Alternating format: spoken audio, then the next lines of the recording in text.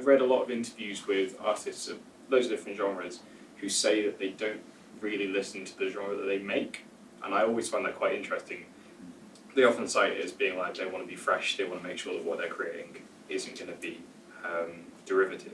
But I want to get the opinions of you guys, like if you still actively listen to the genres that you make, and if you ever find yourself having to detox because you're almost copying the people that you're really enjoying at that time.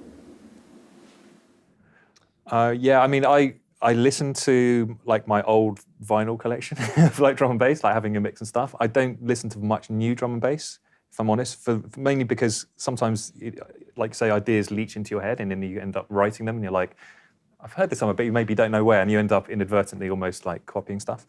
I think there's a real tendency in drum and bass as well, certainly in the kind of more mainstream dance floor stuff. It can be quite, what's the word, inbred maybe? I don't know if that's the right word, but people when someone has success, people jump on it and it gets like used a lot, and that's quite a quick turn off when you hear people putting out tunes. You're like, that's just that, and there's a lot of almost cannibalism of ideas, bass lines and stuff that happens. So I think a way to avoid that is just not to engage with any of it and not to listen to it, so that you're kind of staying a bit original. But yeah, generally I never listen to drum bass at home. I listen to anything but, especially if you're spending a lot of time doing it, it's a lot of snares, you know. Personally, I rinse electro and techno a lot. Like I live and breathe it, and I always end up just making, even if I try to go to make something similar to another artist, I might take certain sounds, certain inspirations, but I always end up, and I've done this before, I've been like try and make a track that's like this.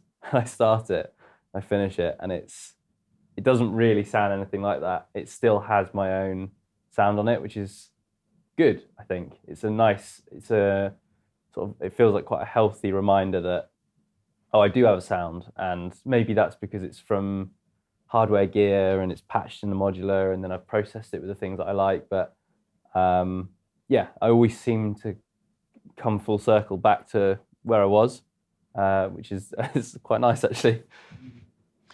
Yeah, I'm the same as Chris, and I loved your analogy of inbred music. I've never quite heard it like that before. But it's so true. I don't listen to any drum and bass. Well, not in the same style, because there's subgenres, and not in the same style that I write. The only time I listen to drum and bass is when I get tunes ready to play a set. Other than that, I'm predominantly listening to like hip hop, soul, funk. Yeah, not much. Like I want to listen to more electronic music because it does inspire me to, you know, people like Lapalux and like stuff like that. Just like really gets me in touch with like sound design and thinking, oh, how can I move this like atmospheric style into what I do? But yeah, I find listening to a lot of drum bass kind of like depletes my energy for it, and I feel like, yeah, I might become too much of a copycat. Or it sometimes puts me down. I hear someone's new release, I'm like, that is sick. I'm like, what am I doing? So yeah, I tend to just stay away unless I have to for like a gig or something like that.